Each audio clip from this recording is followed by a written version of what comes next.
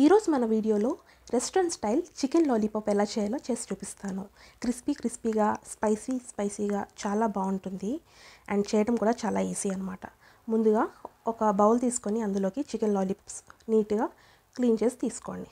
అందులోకి ginger garlic paste and కొంచెం స్పైసీగా ఉండే కారం తీసుకోండి అండ్ సోయా సాస్ వేసుకోండి. సోయా సాస్ చూసి వేసుకోండి, ఎందుకంటే అందులో సాల్ట్ ఆల్రెడీ ఉంటుంది కాబట్టి. దాంతోపాటు షేజ్వాన్ సాస్ అండ్ కొంచెం గరం మసాలా అండ్ కొంచెం సిన్నమన్ పౌడర్.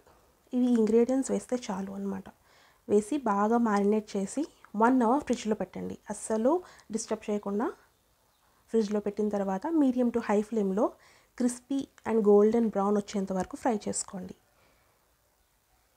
ఫ్రై చేసుకుంటే అంతే, చాలా సింపుల్ చికెన్ లాలీపాప్ అనేది రెడీ అవుతుంది. సో మీకు జ్యూసీగా కావాలి అంటే కార్న్ఫ్లోర్ స్లర్రీలో ఒకసారి ఫ్రై చేసుకుంటే చాలు, ఫ్రై చేసిన తర్వాత.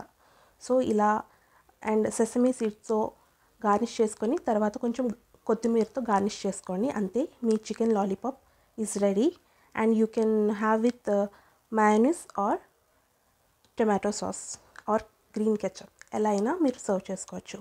చాలా ఈజీ చేయడం అండ్ సేమ్ రెస్టారెంట్ స్టైల్ లానే ఉంటుంది.